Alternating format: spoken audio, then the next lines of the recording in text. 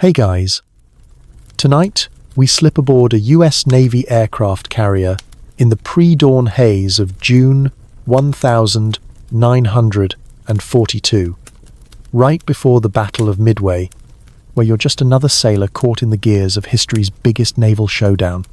Picture it.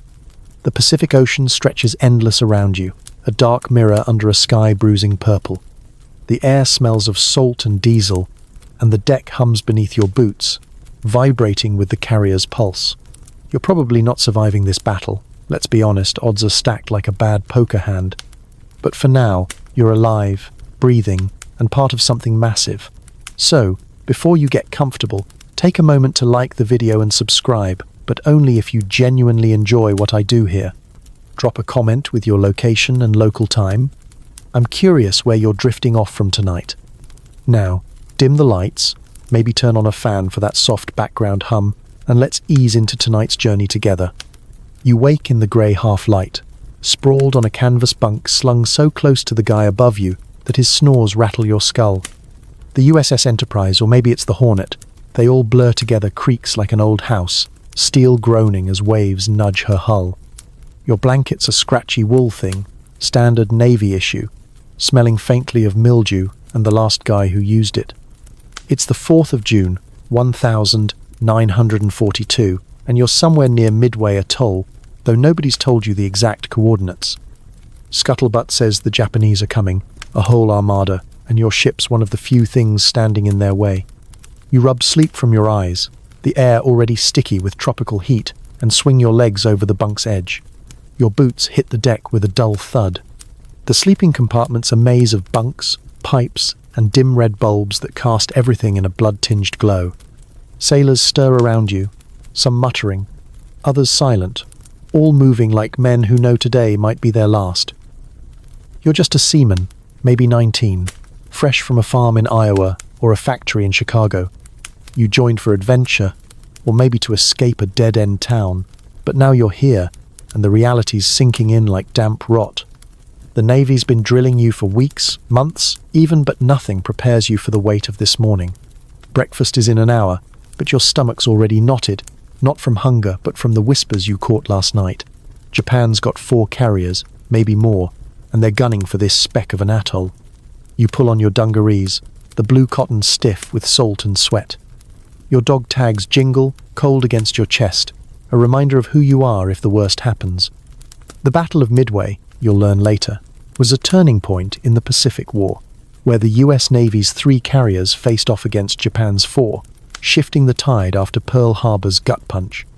But right now, you don't know that. You just know the air's thick with something bigger than you, and it's not just the humidity. Historians still argue whether the US victory was genius strategy or dumb luck codebreakers had cracked Japan's plans, but nobody's sure how much that tipped the scales. For now, you're focused on not tripping over the guy lacing his boots in the narrow passageway. A quirky detail sticks out. Some sailors are wearing mismatched socks, a superstition they swear brings luck. You chuckle, wondering if 2 different socks could really keep a torpedo at bay.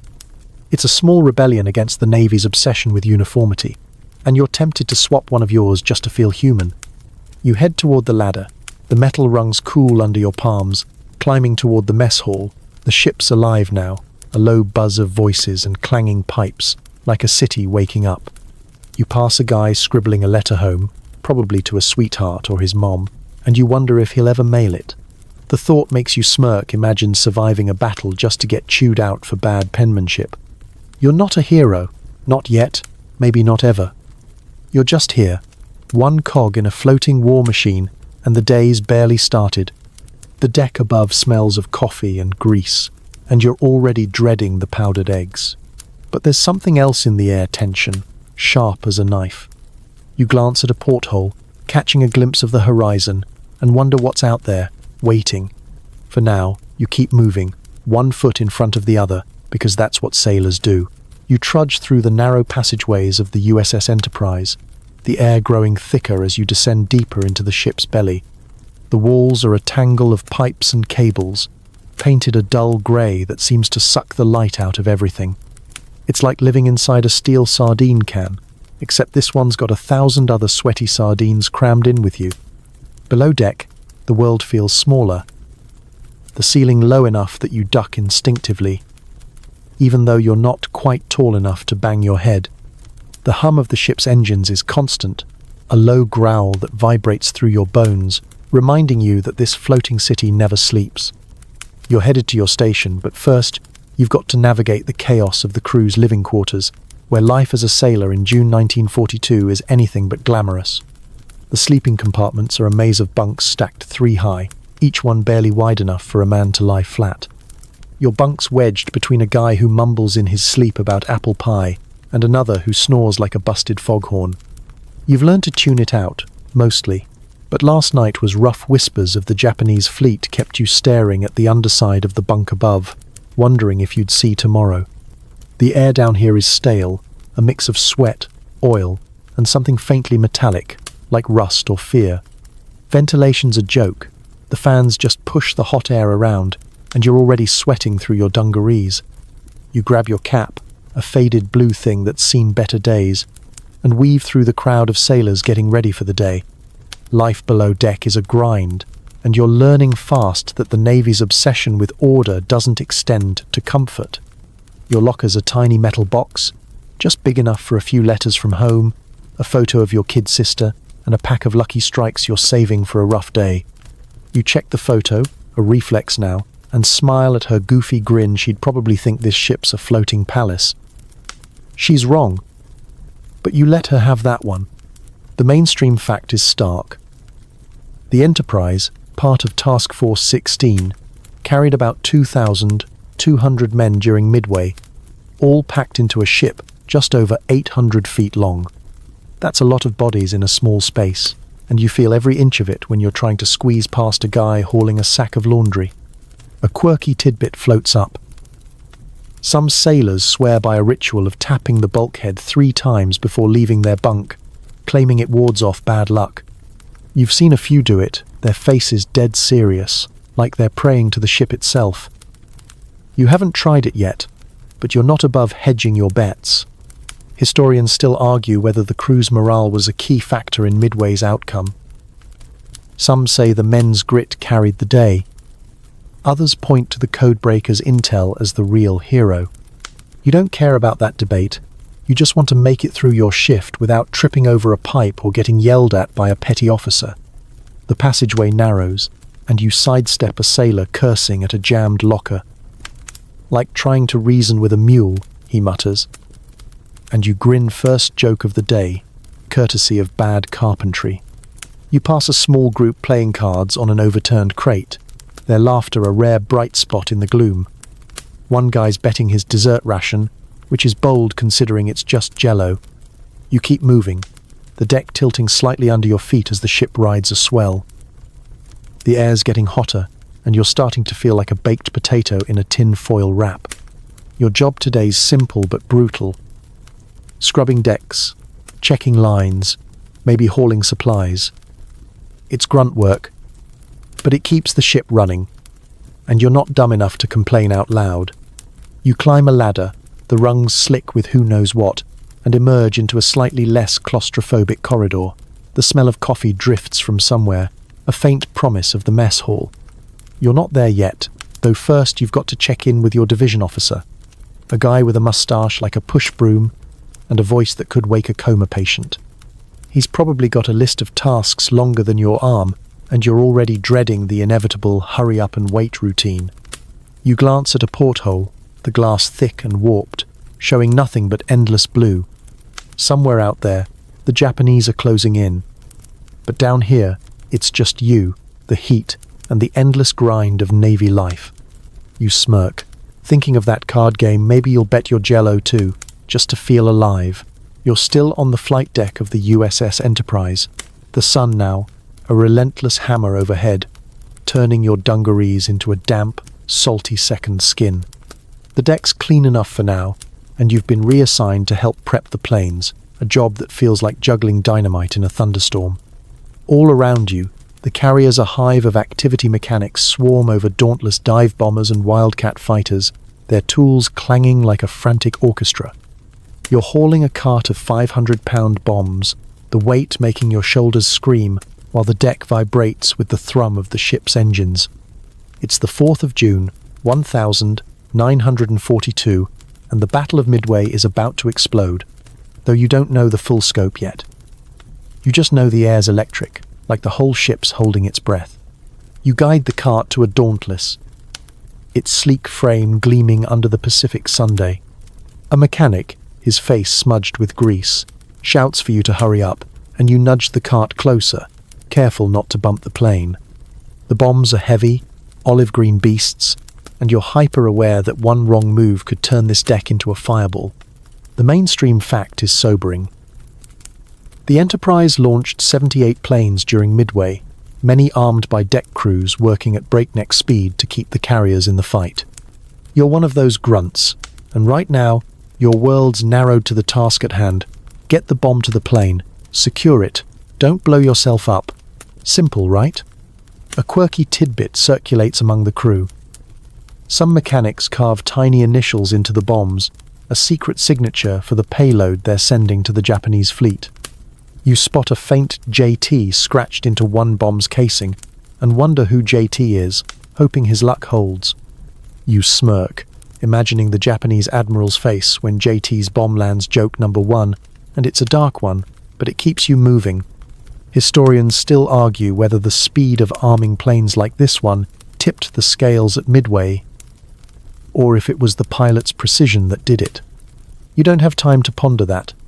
You're too busy wrestling a bomb into place while a petty officer hovers, barking about proper alignment. The mechanic next to you, a lanky guy with a Brooklyn accent, mutters, "This plane's pickier than my grandma at a deli." You chuckle joke number 2, and it's a welcome break from the tension. You help hoist the bomb, muscles straining, and feel the satisfying click as it locks under the plane's belly. The mechanic slaps your shoulder, a rare moment of camaraderie, and you step back to catch your breath. The decks are chaotic ballet planes being fueled, bombs loaded, pilots climbing into cockpits with faces like stone. You catch a glimpse of one, his eyes hidden behind goggles, and wonder what he's thinking. Probably not about meatloaf or grandmas. You grab another cart, this one loaded with ammo belts for the Wildcats machine guns. The belts are heavy, draped over your shoulder like a deadly sash, and you weave through the deck's organized madness. A sudden gust of wind carries the sharp scent of aviation fuel, stinging your nose, and you glance at the horizon. Nothing yet. But the rumors from the mess hall linger. Japanese carriers are out there, and they're not coming for a friendly chat. You shake it off and focus, feeding the ammo belt into a Wildcat's gun. A nearby sailor trips over a hose, sprawling with a curse that'd make a nun blush. Graceful as a drunk seagull, you mutter joke number 3, and it earns a laugh from the guy next to you. The planes are almost ready now, their engines coughing to life, propellers slicing the air. You step back, wiping sweat from your forehead, and feel the deck shudder as a Dauntless taxis toward the launch spot. Your part's small, but it matters those bombs you helped load might just sink a Japanese carrier, or not. You're not thinking that far ahead. You're just trying to keep up without losing a finger. The sun's climbing higher, the heat relentless, and you're already dreaming of the lukewarm coffee waiting below deck. But for now, you're here, part of the machine, arming the planes that'll carry the fight to the enemy. You step onto the flight deck of the USS Enterprise, the Pacific sun slamming into you like a hot fist. The air's thick with the smell of oil and salt, and the deck's a searing expanse of steel that burns through your boots if you stand still too long. It's the 4th of June, 1942, and you're tasked with scrubbing this beast of a deck, a job that feels like polishing a skyscraper in a windstorm. The carrier stretches out before you, a floating fortress buzzing with activity planes being wheeled into place, mechanics shouting, and officers barking orders. You grip a stiff bristled brush, your hands already aching, and get to work. The rhythmic scrape of bristles against steel oddly soothing despite the chaos around you. The horizon's an endless blue line, but you know it's hiding something Japanese carriers, maybe, closing in. You're on your knees, scrubbing a patch near the deck's edge, the ocean glinting far below. The Enterprise, one of 3 US carriers at Midway, was a key player in a battle that sank 4 Japanese carriers, a fact you'll only learn later when historians call it a decisive victory. For now, you're just trying not to slip on the wet deck or get chewed out by a petty officer. Your brush digs into a stubborn grease stain, and you mutter, "This thing's tougher than my mom's meatloaf." That's your first joke of the day, and it gets a chuckle from a nearby sailor hosing down another section. The deck crew's a mix of guys like you, young, tired, and pretending they're not scared. You glance up, wiping sweat from your brow, and catch sight of a dauntless dive bomber being prepped, its wings gleaming like a promise of trouble. A quirky tidbit floats through your mind. Some deckhands swear by tying a red thread around their wrist for luck, a habit picked up from a sailor who claimed it saved him at Pearl Harbor. You don't have a red thread, but you pat your pocket where your sister's photo sits, figuring that's close enough. The sun's climbing higher, baking you like a biscuit, and you're half tempted to dunk your head in the bucket of soapy water just to cool off. Historians still argue whether the deck crew's efficiency keeping planes fueled and armed at breakneck speed was as critical to Midway's success as the pilot's bravery. You don't know about that. You just know the officer yelling at you to scrub faster doesn't care about your theories. You move to another section, the deck vibrating under your knees as the ship's engines churn. A group of mechanics nearby wrestle with a plane's landing gear, cursing loud enough to wake a coma patient. One of them, a guy with a sunburned nose, shouts, "This gear's more stubborn than my ex." You grin joke number 2, and it's a keeper. The deck's alive with purpose, everyone moving like they're part of a giant, clanking machine. You spot a pilot climbing into a cockpit, his face tight with focus, and you wonder what it's like to fly into whatever's coming. Your job's simpler scrub, rinse, repeat, but it's not nothing. A clean deck means planes can launch without skidding, and that's one less disaster today. The wind picks up, carrying the faint whine of a distant engine. You pause, squinting at the horizon. But it's just a friendly plane, probably a scout. Your heart's pounding anyway, a reminder of the rumors from the mess hall about Japanese Zeros. You shake it off and scrub harder, the brush's bristles fraying like your nerves. A sailor nearby drops his hose, spraying you with a cold blast of water. "Sorry, pal," he calls, but his grin says he's not sorry at all. You laugh despite yourself joke number 3, courtesy of bad aim. You're soaked now, but it's a relief in this heat. You glance at the Dauntless again, its bombs loaded and ready, and feel a flicker of pride. You're not flying, but you're keeping this ship in the fight. The deck's almost done, but your shift's far from over. You stand, stretching your aching back, and take a moment to look out at the sea. It's beautiful, in a way, but it's also a graveyard waiting to happen. You push the thought aside and grab your bucket, ready to move to the next task. The ship's humming, the crew's buzzing, and you're just one piece of it, scrubbing your way through history. You shuffle into the mess hall, the air thick with the smell of burnt coffee and something that might pass for eggs in a parallel universe. The room's a long, narrow space packed with sailors, their voices a low rumble over the clatter of tin trays. Overhead, fluorescent lights buzz like angry bees, casting a sickly glow on the grey tables bolted to the deck. It's morning, the 4th of June, 1942, and you're aboard the USS Enterprise, stomach growling but not exactly thrilled about what's on the menu. You grab a tray, the metal cool against your palms, and join the line snaking toward the serving counter. The ship sways gently, a reminder of the Pacific's vastness outside, and you brace yourself against a bulkhead to keep from stumbling. Everyone's talking about the Japanese fleet. Rumors swirl faster than the powdered milk you're about to choke down. You slide your tray along the counter, where a cook with a sweat-stained apron slops a greyish mound of eggs onto it. Next to it lands a slice of bread, hard as a deck plank, and a cup of coffee, so weak it's basically brown water. You eye the eggs warily, wondering if they're a secret weapon to demoralize the crew. "Eat up, hero," the cook grunts, and you give him a half-smile joke number 1, and it's barely edible. You find a seat, squeezing between a wiry radio man and a guy who smells like he bathed in engine grease. The mainstream fact hits you as you poke at your breakfast. The Battle of Midway was a logistical nightmare, with the US Navy scrambling to feed thousands of men on ships running at full tilt. Supplies were tight, and fresh food was a distant memory by now. The radioman leans over, his voice low. Heard we cracked their code. They're coming for Midway, not Hawaii. You nod, trying to look like you're in the loop, but all you know is what the guy next to you mutters. Codebreakers at Pearl Harbor had indeed intercepted Japanese plans, giving the Navy a rare edge. But you're just a sailor, not privy to the big picture. You take a sip of coffee, wincing it's like drinking disappointment. A quirky tidbit floats around the mess hall. Some guys swear the cooks hide extra sugar in the oatmeal for officers, a perk you'll never see. You glance at your tray, wondering if sugar could save this meal.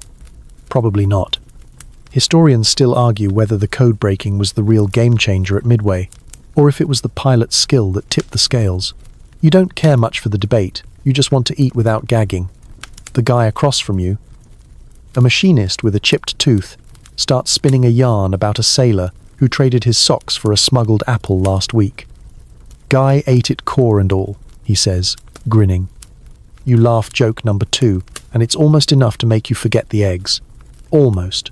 You tear into the bread, your jaw working overtime, and listen to the chatter. Someone mentions a betting pool on how many Japanese ships they'll spot today. You don't join in. Gambling your cigarette ration feels like tempting fate. The mess hall's a microcosm of the ship. Guys from every corner of America, thrown together in this floating tin can. The kid next to you, barely 18, keeps glancing at a letter tucked in his pocket. Probably his first time away from home. And you wonder if he's regretting signing up. You're not much older, but you feel ancient compared to him. The ship lurches slightly, and your coffee sloshes, leaving a stain on your tray. Great, now my meal's got character. You mutter to yourself joke number 3, and it's all you've got to keep the nerves at bay. You finish the eggs, or at least the parts that don't fight back, and push your tray aside.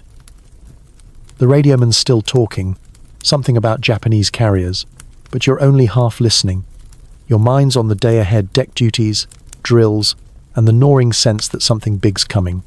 You stand, tray in hand, and weave through the crowd toward the scullery.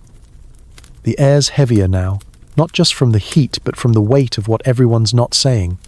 You pass a guy polishing his dog tags, another tapping the bulkhead 3 times. There's that superstition again, like it'll keep the torpedoes away. You're not sure you buy it, but you give the wall a quick tap anyway. Can't hurt, right? The mess hall's emptying out, sailors heading to their stations, and you feel the ship's rhythm shift, like it's bracing itself. You step into the passageway, the deck cold under your boots, and head toward your next task, the rumors of battle clinging to you like damp salt air. You're perched high in a lookout post on the USS Enterprise, the wind whipping past your face, sharp with salt and the faint tang of aviation fuel. It's the 4th of June, 1942, and the Pacific stretches out like an endless blue canvas, deceptively calm under a sky streaked with wispy clouds. Your job's simple but brutal. Scan the horizon for anything Japanese planes, ships, or even a periscope's glint. And don't blink. The binoculars are heavy, pressing against your brow, and your eyes ache from squinting into the glare. The ship hums below you, a distant rumble of engines and crew, but up here, it's just you, the wind, and the creeping dread that something's out there. Your heart's a steady drumbeat, each thump a reminder that the Battle of Midway's about to turn your world upside down. The mainstream fact anchors you. The Battle of Midway hinged on spotting the enemy first, with lookouts like you playing a critical role in alerting carriers to incoming threats. You don't know the history books yet, but you feel the weight of every second spent staring at that empty sea. You adjust the binoculars, the lenses smudged with your fingerprints, and sweep the horizon again. Nothing. Just waves and sky, mocking your vigilance. A quirky tidbit you've heard from the older sailors. Some lookouts swear they've seen mermaids on long watches, a trick of the light or maybe just boredom. You chuckle joke number 1. If I see a mermaid, she better bring coffee. The thought's absurd, but it keeps you sane up here, alone with the wind. Your stomach twists as you spot a speck, far off, barely a pinprick against the sky. You lean forward, binoculars glued to your eyes, and hold your breath. Is it a bird, a cloud, or a Japanese Zero coming to ruin your day? Historians still argue whether the US Navy's early sightings of Japan's carriers, often by sheer chance, were the real key to Midway's victory, or if it was the code breakers' intel that set the stage. You don't care about debates, you just want to be sure. The speck vanishes. Maybe a trick of the light, and you exhale, cursing under your breath. Your hands are sweaty, slipping on the binoculars, and you wipe them on your dungarees, the ones still damp from that hose mishap during drills. Below, the deck's a frenzy, planes being prepped, crews scurrying like ants. You can't hear much from up here, but you see the dauntless bombers you helped arm earlier, their wings glinting as they're positioned for launch. A sailor waves from below, probably mocking your perch, and you mutter, "Enjoy your shade, pal." That's joke number 2, and it's weak, but it's all you've got. The wind shifts, carrying a faint engine whine, and you freeze, scanning again. Nothing. Your nerves are fraying, each false alarm tightening the knot in your gut. You touch your sister's photo in your pocket, a habit now, and wonder if she'd laugh at you playing lookout like some pirate in a kid's book. The radio in your headset crackles, a voice from the bridge asking for updates. You report, "All clear," but your voice wavers, betraying the doubt gnawing at you. Another lookout, posted across the ship, calls in something about a shadow on the water. You swing your binoculars that way, heart racing, but see only waves. False alarm, you mutter, half to yourself, half to the wind. A gull swoops by, and you nearly jump out of your skin, then laugh joke number 3. That bird's got better stealth than the Japanese. It's not funny, but it keeps you from screaming. The horizon's still empty. But you know it won't stay that way. The whispers from the radio room, cargo, bearings, carriers echo in your mind, and you grip the binoculars tighter, willing your eyes to see what's coming before it sees you. You shift your weight, the lookout post's narrow platform digging into your legs. The ship sways gently, a reminder of the ocean's vastness, and you feel small, a speck in a war too big to grasp. But you keep scanning, because if you miss something, it's not just you who pays. The Enterprise is counting on you, even if they don't know your name. You take a deep breath, the salt air sharp, and keep your eyes locked on the horizon, waiting for the speck that'll change everything. You're back on the USS Enterprise, sweat trickling down your back as you hustle across the flight deck to join a midday drill, the kind of relentless practice that makes you wonder if the Navy's trying to kill you before the Japanese get a chance.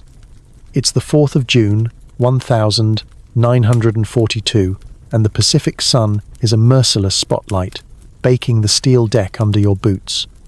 The ship's a frenzy of motion planes being checked, crews running, officers shouting, but these drills are your world right now. You're assigned to a damage control team, which means you're practicing for the worst. Fires, floods, or a direct hit from a Japanese bomb. You're lugging a heavy hose, the canvas rough against your palms, and your muscles are screaming, but you keep moving because stopping means failing, and failing's not an option today. The drill's a chaos of barked orders and clanging equipment. You're paired with a team of sailors, some barely older than you, all of you racing to unroll the hose and aim it at an imaginary fire. The mainstream fact is grim.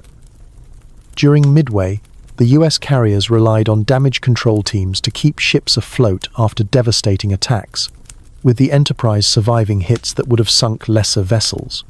You don't know that yet. You're just trying not to trip over the hose or get yelled at by the chief petty officer, a guy with a voice like a foghorn and a glare that could melt steel. "Move it, sailor," he bellows, and you hustle, dragging the hose across the deck like it's a stubborn mule. A quirky tidbit you've heard. Some damage control guys keep a small vial of salt water in their pocket, claiming it's a charm to appease the sea. You spot one sailor patting his pocket mid-drill, and you roll your eyes, joke number one, hope that water's better at fighting fires than our coffee. He grins, but there's no time to chat. The drill's relentless sprint to a mock leak, patch it, then run to the next. Your boots slip on the deck, still slick from your earlier scrubbing, and you nearly faceplant. Historians still argue whether the US Navy's rigorous training, like these drills, was the real edge at Midway, or if it was just the luck of catching Japan's carriers at the right moment. You're too busy to care, your arms burning as you wrestle the hose into place. A sailor next to you, a wiry kid from Texas, fumbles his end of the hose, spraying everyone nearby. Nice aim, cowboy, you quip joke number two, and it gets a laugh, despite the chief's glare. You're soaked again, but it's a relief in the heat. The drill shifts to a simulated bomb, hit someone's yelling about a breach in the hangar deck, and you're running again, hauling a repair kit heavy enough to make you regret breakfast. You pass a group practicing with fire extinguishers, their faces red from effort, and you wonder how anyone stays calm when it's real. The ship sways, a gentle reminder of the ocean's power, and you brace against a bulkhead, catching a glimpse of the horizon. Still empty, but not for long. You're panting now, the hose coiled and ready, and the chief finally calls a halt. You collapse against a crate, gulping air, and wipe sweat from your eyes. The deck's a mess of gear and sailors, all of you looking like you've been through a ringer. A guy nearby, still clutching his repair kit, mutters, "This drill's tougher than my last date."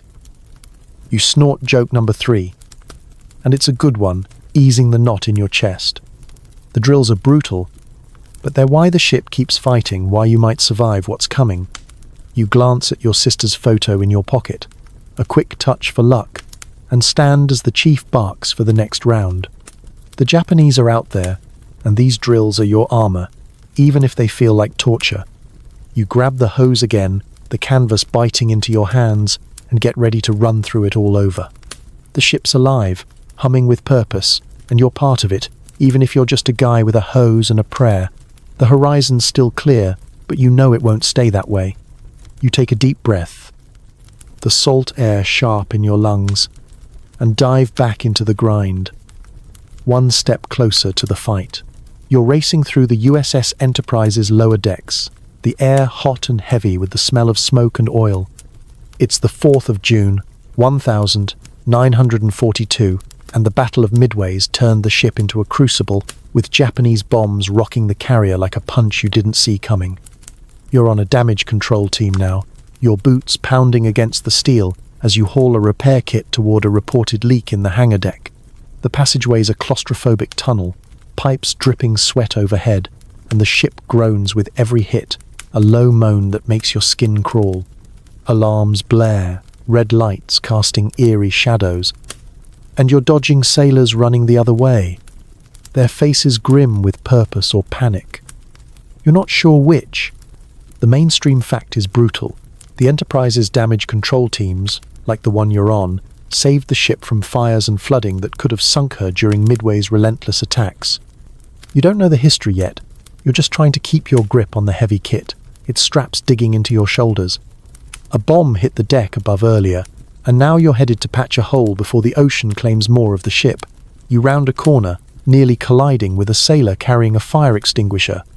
Watch it, or we're both swimming. You snap joke number one, and it's more desperate than funny, but it keeps you moving. The deck tilts, throwing you against a bulkhead, and you curse, remembering those endless drills that felt like torture. A quirky tidbit you've heard. Some damage control guys tie a knot in their belt for every fire they put out, like a badge of survival. You spot a sailor with 3 knots on his belt, his face blackened with soot, and wonder how many he'll add today. You don't have time to ask. The passageway is filling with smoke, and you're coughing as you reach the hangar deck. Historians still argue whether the speed and skill of damage control crews were the real reason US carriers survived Midway, or if Japan's scattered attacks gave them the edge. You're too busy to care, shoving through a hatch to find a scene straight out of a nightmare. a jagged hole in the deck, water spraying in, and flames licking at a nearby fuel line. You drop the kit and grab a wrench, working with your team to clamp a steel patch over the leak. The water's cold, soaking your dungarees, and you're shivering despite the heat. A sailor next to you, wrestling with a hose, mutters, "This ship's leakier than my uncle's rowboat." That's joke number 2, and you manage a shaky laugh, your hands slippery on the wrench. The patch holds, barely, and you move to the fire, dragging a hose that feels like it's fighting you. The flames are stubborn, fed by spilled fuel, and you're spraying foam like your life depends on it because it does. You think of that saltwater charm some guys carry. You'd trade your sister's photo for a fireproof ship right now. The deck shakes again, another near miss, and you brace against a crate, the heat searing your face.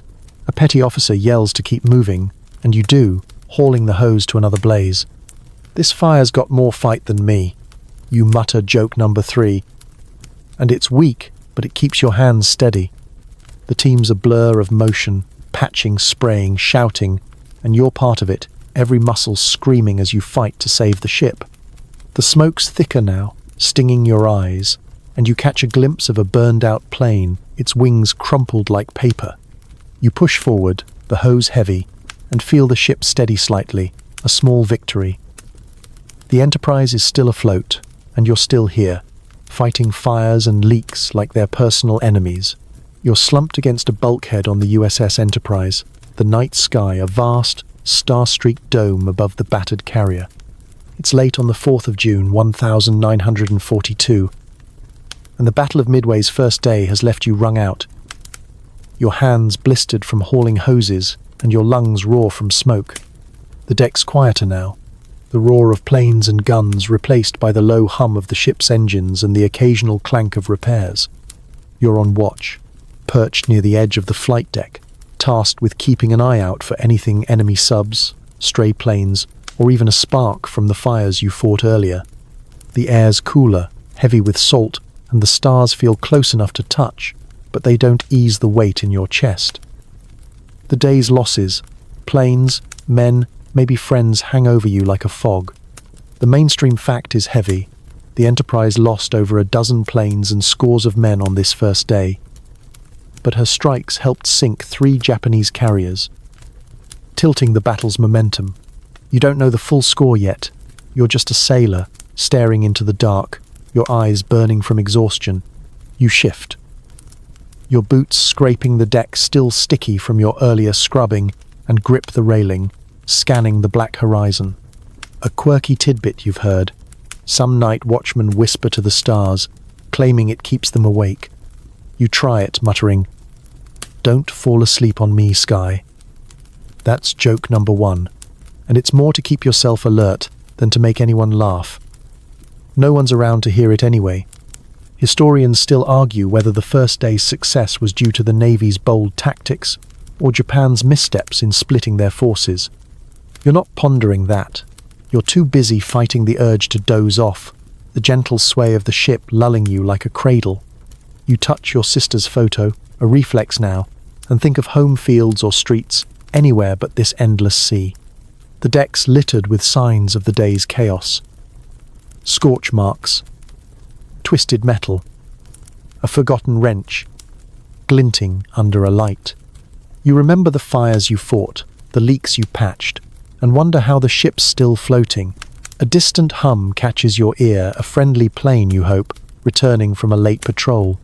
You squint, but the dark swallows everything beyond a few yards. A sailor passes by, his face ghostly in the dim light, and mutters about hearing "Akagi's gone" on the radio. You nod, not sure what it means, but it sounds like good news. You're too tired to ask, your body aching like you've been run over by a truck. This watch is longer than my aunt's church sermons. You grumble joke number 2. And it feels true, the hours stretching endless. The wind picks up, carrying the faint smell of oil, and you pull your jacket tighter, the wool scratchy but welcome. The ship feels alive beneath you, creaking and swaying, and you wonder how many more hits she can take. You're not sure you want to know. The stars shift as the ship turns, and you spot a faint glow on the horizon. maybe a burning ship, maybe just your eyes playing tricks. You report it anyway, your voice hoarse into the radio, and get a curt, "Stand by." You lean back, the bulkhead cold against your spine, and think of that lucky penny in the radio room, those knotted belts on the damage control team. Superstitions feel silly now, but you still tap the railing 3 times, like you saw in the sleeping quarters. "Can't hurt," you mutter joke number 3, and it's more a prayer than a laugh. The night's quiet, but it's an uneasy calm, like the sea's holding its breath. You keep your eyes on the horizon, knowing the fight's not over, and neither is your watch. You're still on the USS Enterprise, the dawn of the 5th of June, 1942, painting the sky a soft pink as the Pacific begins to stir. The Battle of Midway's first day is behind you, but the ship's still taut with tension, like a bowstring ready to snap. You're back on the flight deck, your boots scuffing against the scarred steel. Remember those grease stains you scrubbed, and you're helping clear debris from yesterday's chaos. The air smells of salt and burnt metal, and the deck's a mess of twisted cables and blackened patches where fires raged. Words trickling down from the bridge. The Japanese are retreating, their carriers burning wrecks. Victory's in the air, but it's fragile, and you're not celebrating yet. Your job's to keep the deck ready for whatever comes next, whether it's more planes or another attack. The mainstream fact is monumental. By the 5th of June, the US Navy had sunk 4 Japanese carriers, Kaiga, Akagi, Soryu, and Hiryu, crippling Japan's offensive power in the Pacific. You don't know the full scope, but you hear whispers of it as you haul a scorched crate to the deck's edge. Sailors around you are quieter today, their faces drawn, some nursing bandages or haunted looks. You're exhausted, your hands raw from yesterday's damage control, but you keep moving, tossing debris into a pile. A quirky tidbit floats among the crew. Some guys are collecting bits of shrapnel as souvenirs, claiming they'll be worth something someday. You spot a jagged piece of metal and kick it aside, muttering, "Worth about as much as our coffee." That's joke number 1, and it gets a tired chuckle from a nearby sailor. Historians still argue whether the US victory at Midway was a masterstroke of strategy or a lucky break, with Japan's carriers caught vulnerable during refueling. You're not debating, you're just trying to clear the deck without tripping over a cable. The sun's rising higher, warming your back, and you pause to wipe sweat from your brow, catching a glimpse of the horizon. It's empty now, no Zeros screaming in, but you're still jumpy, half expecting another attack. You touch your sister's photo, a ritual that's kept you grounded, and think of her goofy grin back home. A plane engine coughs to life nearby, a Dauntless being prepped for a patrol, and you feel the deck hum, a reminder that the fight's not fully over. A sailor stumbles past, lugging a toolbox, and drops a wrench with a clang. "Smooth as my last dance," he grumbles. And you grin joke number 2, and it's a small spark in the heavy air. You help him pick it up, your hands brushing against the cool steel, and move on to the next pile of debris. The ship's alive with activity mechanics tinkering, officers barking orders, but there's a cautious hope now, like the crew's daring to believe you might make it through. You hear another rumor, the Japanese fleet's limping away, their planes gone, their carriers sunk. You want to believe it, but after yesterday's chaos, those fires, those Zeros, you're not ready to let your guard down. The deck's clearing slowly, and you're working near a gun mount, its barrel still warm from yesterday's firing. You glance at the sky, where a lone wildcat circles, and wonder about the pilots who didn't come back. "Hope they're fishing somewhere peaceful," you mutter joke number 3, more wistful than funny. The ship sways gently, the ocean calm for now, and you feel a flicker of pride. You helped arm those planes, fought those fires, ran those messages. The Enterprise is still here, and so are you. But the victory feels hollow when you think of the empty bunks below deck.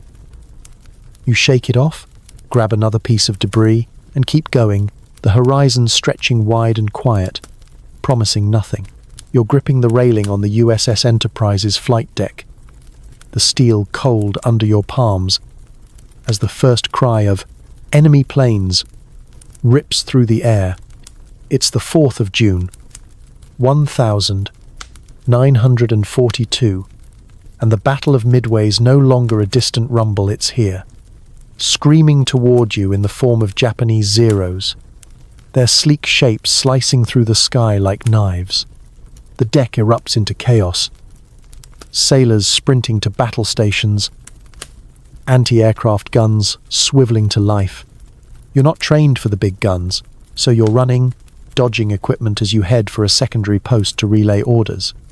The horizon's no longer empty. It's alive with specks that grow larger, faster, and your heart's pounding so hard you can feel it in your throat. The ship lurches under you, turning to evade, and the air smells of salt, fuel, and fear. The mainstream fact is stark. The Enterprise faced waves of Japanese attacks during Midway, with Zeros and dive bombers targeting US carriers to cripple the fleet. You're just a sailor, not privy to the big picture, but you know those planes are coming for you. You sprint across the deck, nearly tripping over a coil of hose. Remember that drill where you got soaked? And dive into a narrow passageway. Your job's to carry messages between the bridge and the gun crews, a glorified errand boy in a life-or-death game. A Zero roars overhead, its engine a banshee wail, and you flinch, ducking instinctively. Nice of them to drop by, you mutter joke number 1, and it's all you've got to keep from panicking. A quirky tidbit you've heard. Some sailors swear they can tell a Japanese plane by its engine's pitch, like it's got a meaner hum than American ones. You're not sure you buy it, but that sound overhead is definitely not friendly. You clutch your sister's photo in your pocket, a reflex now, and race toward the gun deck. Historians still argue whether the Enterprise's survival during these attacks was due to her evasive maneuvers or the sheer grit of her anti-aircraft crews. You don't care about theories. You're too busy dodging a sailor hauling ammo, his face pale as he shouts about, "More incoming." You reach the gun deck, where the 20mm cannons are already thundering, spitting fire into the sky. You hand off your message, a scribbled note about repositioning guns, and catch your breath, the air thick with gunpowder. A gunner, his face streaked with sweat, yells, "Those Zeros move like my ex dodging alimony." You snort joke number 2, and it's a miracle anyone's got humor left. You peer through a porthole, catching glimpses of black puffs flak dotting the sky. A Zero banks hard, its wings flashing in the sun, and you wonder if it's the last thing you'll see. The ship shakes, a near miss from a bomb sending a jolt through the deck, and you brace against a bulkhead. Your message delivered, you're sent back to the bridge, running through passageways that feel narrower than ever. The ship's alive with noise guns, shouts, the scream of engines, and you're just trying to keep up, your boots slipping on the steel. Another Zero dives, closer this time, and you hear the rattle of machine gun fire as it strafes the deck. You duck, heart racing, and mutter, "Guess I'm not cut out for target practice." That's joke number 3, and it's weak, but it keeps your legs moving. You reach the bridge, panting, and hand off another message. The officers are grim, their faces tight as they track the battle on a chart you'll never see. You catch a snippet. Kaga hit, maybe a Kagi too, and hope it means your planes are doing damage. The Zeros are still coming, though, and you're not safe yet. You turn to run back, the ship tilting as it maneuvers, and the world feels like it's closing in. You're just one sailor, but every step you take keeps the fight alive, even if it's only by a thread. You're back on the flight deck of the USS Enterprise, the air thick with the roar of engines and the sharp tang of aviation fuel. It's the 4th of June, 1942, and the Battle of Midway is no longer a rumor, it's here. You're not in the lookout post anymore. You're down in the chaos, gripping a signal flag as you watch the first wave of dauntless dive bombers roar down the deck and leap into the sky. The ship shudders under your boots, the deck vibrating with the raw power of each takeoff. Your job's to help clear the deck, keeping the path free for the planes you helped arm earlier. The sun's high now, burning your neck, and the horizon's still empty, but you know the Japanese are out there, and your planes are going to find them. The noise is deafening. a wall of sound that drowns out everything but the pounding of your heart. The mainstream fact hits hard.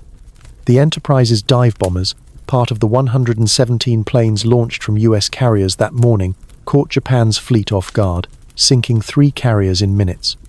You don't know the outcome yet. You're just a sailor, sweating through your dungarees, waving your flag to signal the next planes clear to go. The deck's a madhouse, crews sprinting, mechanics shouting, and the wind whipping your face as a Wildcat fighter screams past, its propellers a blur.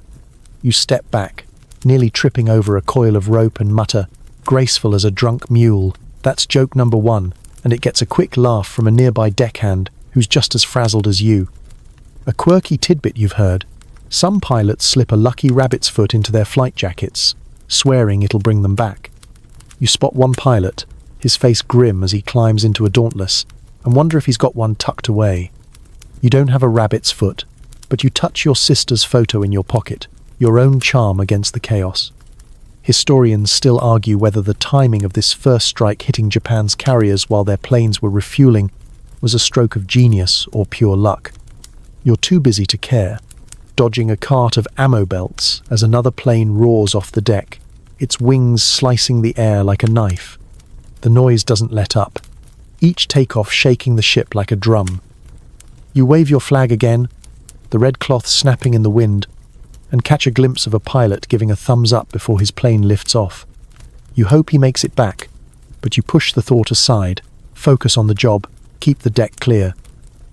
A mechanic stumbles nearby, dropping a wrench that skitters across the steel. Might as well throw it at the Japanese. You quip joke number 2, and it earns a tired grin from the guy. The deck's slick with oil and sweat, and you're moving fast, hauling ropes and shouting to be heard over the engines. Every plane that launches feels like a piece of the ship's soul taking flight, and you're part of it, even if you're just a guy with a flag. The last Dauntless in this wave takes off, and the deck feels strangely quiet for a moment, the roar fading into a distant drone. You pause, catching your breath, and glance at the horizon. Still nothing, but you know those planes are headed for a fight that'll decide everything. A sailor nearby, wiping grease from his hands, mutters about the Japanese carriers being sitting ducks. You hope he's right, but the knot in your gut says it's not that simple. You tuck your flag under your arm and head for the next task, your boots thudding against the deck. A sudden gust carries the smell of burning fuel, and you wince, muttering, "Smells like my cooking." That's joke number 3, and it's weak, but it keeps you grounded. You're about to move below deck when the ship's loudspeaker crackles, ordering all hands to prepare for incoming action. Your heart skips, the reality of the battle sinking in. Those planes you watched launch are carrying the bombs you helped load, and now it's a waiting game. You glance at the sky, the planes long gone, and feel the ship brace itself beneath you. The Enterprise is a warrior, and you're one of its thousands of beating hearts, ready or not. You're on the gun deck of the USS Enterprise, the air thick with the acrid bite of gunpowder and the deafening roar of anti-aircraft guns. It's the 4th of June, 1942, and the Battle of Midway's in full swing, Japanese Zeros buzzing like angry hornets overhead. You've been reassigned to help a 20mm gun crew, hauling ammo cans that feel like they're filled with bricks. The deck shakes with every salvo, and your ears ring from the constant thunder of the guns. Sailors shout over the chaos, their faces streaked with sweat and soot, and you're moving on instinct, dodging spent shell casings that clatter like loose change. The sky's a mess of black flak bursts and streaking planes, and you're just trying to keep up, your heart hammering as you feed ammo to a gunner whose firing like his life depends on it, because it does. The mainstream fact is clear. The Enterprise's anti-aircraft defenses, manned by crews like this one, shot down numerous Japanese planes during Midway, protecting the carrier from catastrophic damage. You're not thinking about history, though. You're focused on not dropping the ammo can as a Zero screams past, its bullets stitching the deck nearby. You duck, nearly tripping over a casing, remember that hose you slipped on during drills, and shove the can into place. The gunner, a burly guy with a voice like gravel, yells, "Keep 'em coming, kid!" You nod, wiping sweat from your eyes, and mutter, "Easier than hauling my mum's groceries." That's joke number 1, and it gets a grunt from the gunner, which is as close to a laugh as you'll get. A quirky tidbit you've heard: some gunners swear by spitting on their shells for luck, claiming it marks the enemy. You see one guy do it, his face dead serious, and you shake your head spits, not going to stop a zero, but who are you to judge? You grab another can, your arms screaming, and hustle it to the gun. Historians still argue whether the anti-aircraft fire was decisive in repelling Japan's attacks, or if the real damage was done by US planes hitting their carriers. You don't care about debates, you just want to keep the gun firing. A Zero dives, closer now, and you hear the sickening whine of its engine. The gun roars, spitting shells, and you watch the plane twist, trailing smoke, before it vanishes over the horizon. Did you hit it? No way to know. The gunner slaps your shoulder, shouting, "Nice one, rookie." You grin, but another plane's already coming, and you're back to hauling ammo. A nearby sailor fumbles a can, sending it skidding, and you quip, "Save some for the Japanese, huh?" That's joke number 2, and it earns a shaky laugh from the crew. The deck's a minefield of hot casings, and you're dancing through them, your boots slipping as the ship sways. Another bomb detonates nearby, the shock wave rattling your teeth, and you brace against the gun mount. The air's thick with smoke now, stinging your lungs, and you cough, wishing for that fan you imagined back in the mess hall. You touch your sister's photo, a quick prayer for luck, and keep moving. The guns never stop, and neither do you. The Zero banks hard, its wings flashing, and you hear the rattle of its guns before it pulls up. You're still here, though, and the gun's still firing. "This thing's hungrier than my cousin at a buffet," you mutter joke number 3, and it's barely audible over the noise. The crew's relentless, feeding shells like they're feeding a beast, and you're part of it, a small cog in a machine that's keeping the Enterprise alive. The sky's still chaos, but you catch a glimpse of a burning plane Japanese, you hope plummeting into the sea. The gunner yells something about "more coming," and you grab another can, your hands blistered but steady. The fight's not over, and neither are you. You're slumped in a quiet corner of the USS Enterprise's hangar deck, the steel wall cool against your back as the ship rocks gently on the Pacific's swell. It's the 6th of June, 1942, and the Battle of Midway's fading into a tense aftermath, the Japanese fleet retreating, their carriers sunk, leaving the sea eerily calm. You're off duty for the first time in what feels like forever. Your hands still raw from hauling ammo and patching leaks. The hangar's dim, lit by flickering bulbs, and the air smells of oil and salt, with a faint trace of the smoke you fought days ago. You're alone, or as alone as you can be on a carrier packed with over 2,000 men, and you're reflecting on what you've just survived. The deck's scattered with tools and crates, remnants of the chaos, and you're staring at a dented propeller blade, wondering how the ship and you made it through. The mainstream fact is undeniable. Midway was a decisive victory, with the US Navy sinking 4 Japanese carriers while losing only the Yorktown, shifting the Pacific War's momentum. You don't know the history books, but you feel the weight of it in the quiet, in the empty spaces where friends used to be. You pull your sister's photo from your pocket, its edges worn, and trace her smile with your thumb. A quirky tidbit you've heard. Some sailors keep a single bullet casing from the battle, tucked away like a talisman against the next fight. You don't have one, but you pat the deck beside you, half joking that it's your lucky charm now.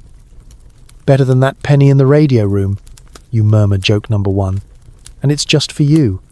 Historians still argue whether Midway's outcome hinged on the Navy's grit or Japan's tactical errors, like splitting their fleet too thinly. You're not debating. You're just tired. Your body heavy with the ache of survival. You think back to the deck scrubbing, the radio room whispers, the Zeros diving, the fires you fought each moment, a thread in a tapestry you're only now starting to see. The ship creaks, a soft groan, and you imagine it's tired too. A sailor passes by, his boots echoing. And you nod, too drained to talk. He's got a bandage on his arm, and you wonder about the guys who didn't make it, their bunks now empty below deck. Hope they're eating better than us up there, you mutter joke number 2, and it's more a wish than a laugh. You lean your head back, closing your eyes for a moment, and the ship's hum becomes a lullaby. The battle's over, but the tension lingers, like a storm just out of sight. You think of home, of fields or streets, of your sister's laugh, and it steadies you. A distant engine hums a patrol plane, probably, and you open your eyes, half expecting zeros, but the sky's clear through a nearby porthole. Guess I'm stuck with you, Enterprise. You say joke number 3, and it feels like a promise to this battered ship. You're alive, and that's enough for now. You tuck the photo away, ready to face whatever comes next, whether it's another watch or just sleep. As the night deepens, the ship's rhythm slows, its creaks and hums softening into a gentle cadence. You're safe now, wrapped in the quiet of a battle won. The stars outside, keeping watch over the vast, sleeping sea. The Enterprise carries you forward, a steady hand through the dark, and you let your thoughts drift, soft and unhurried, to places where the air is cool and the world is kind. The deck's scars fade in your mind, replaced by the warmth of home, the rustle of leaves, the hum of a distant song. You're not just a sailor anymore, you're a survivor, resting in the embrace of a ship that held strong. Let the waves carry you now, let the stars whisper peace, and sink into sleep, where the battle's roar is just a distant echo.